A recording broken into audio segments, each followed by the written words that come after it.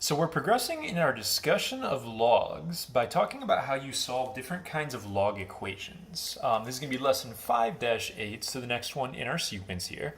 And before we jump into how to solve a log equation, I have two kind of rules or restrictions that you have to be aware of when you're dealing with problems involving logs. First off, you are not allowed to have a negative base on your log. And let's talk about why that is. Let's say I had something like log base -5 of x, and that was the equation that I was starting with. Okay? If I did this and I converted this to exponential form like we're used to dealing with, it would say -5 to the y power equals x. So I'd have -5 to the y equals x like that. These mean the same thing.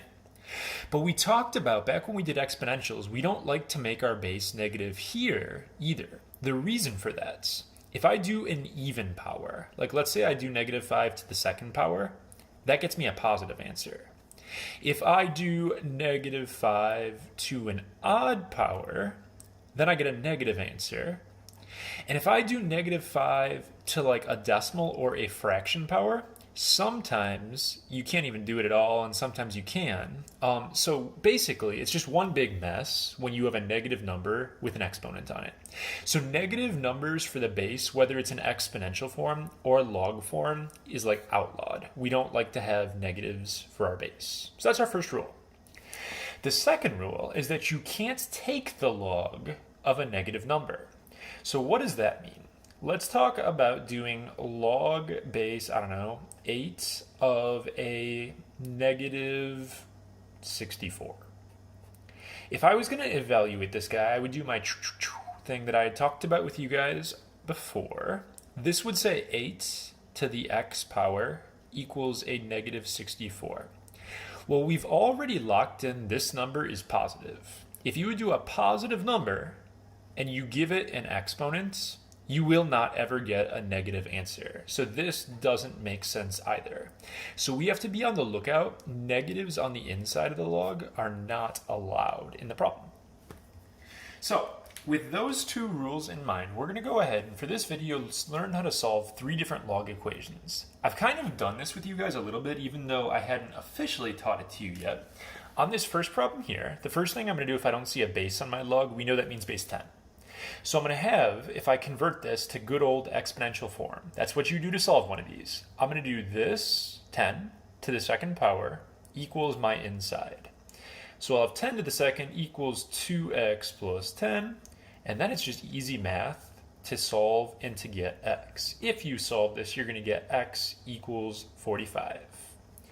Now, when you solve log problems, you have to keep in mind this rule right here. You aren't allowed to take the log of a negative.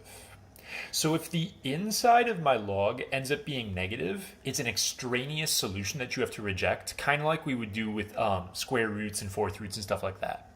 But if I have a positive 45 and I plug it back in, positive 45 will not make this guy a negative. If you do plug it back in, you'd end up getting log base 10 of 2 times 45 plus 10. That's log base 10 of 100. And we know that that should equal 2, which it does. So this answer checks out. Basically, if you want to be safe or take it easier, just plug it back in and make sure the inside is not a negative number. So this is one style of log equation that you have to be able to solve. Number 2 here is a different style of problem. If you have just a log equal to a log, you can use common sense to solve them as long as they're the same base. And for this lesson, they're always going to be the same base. These are both base 4.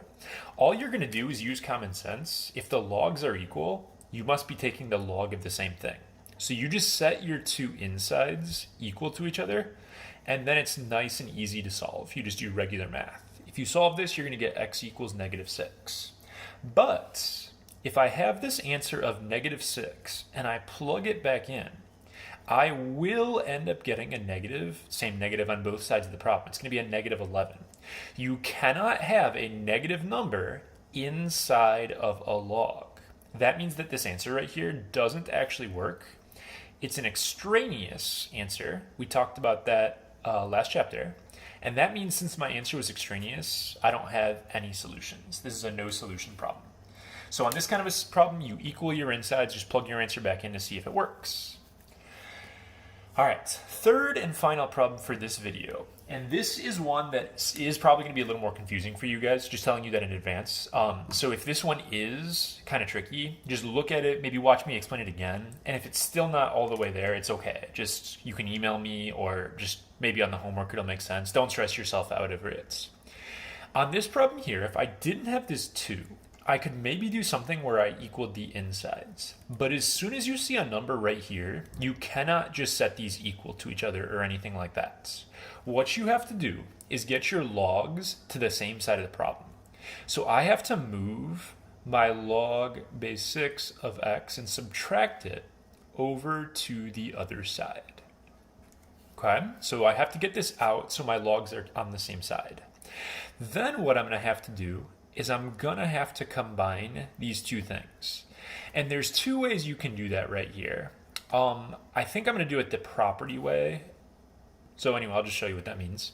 What I'm going to do is take my 3, and I have to drag him up into the exponents like we talked about earlier in the chapter. So I really have log base 6 x to the third minus a log base 6 of x equals negative 2. I have to combine these into one log, and we learned that when you subtract, you divide the insides. X to the third divided by x makes x squared. So you have log base 6 of x squared equals negative 2. And now what I'm going to do to solve this thing is set up my little conversion. I'm going to do the thing to convert this guy. It's going to go 6 to the negative second power equals x squared. Well, 6 to the negative second is just 1 over 6 squared, or 1 over 36. And if I take the square root of both sides to get my final answer, I'm going to get technically plus or minus 1 over 6, separate square roots to each number. But the negative answer will be extraneous, because if I plug in a negative 1/6, it's going to make it the inside a negative. So my actual answer is just x equals 1 over 6. That problem, probably a little more confusing than the other 2. Just look it over, try to make sense of it. But what you have to do in this kind of problem is combine into one log. You want a single log to do this kind of problem.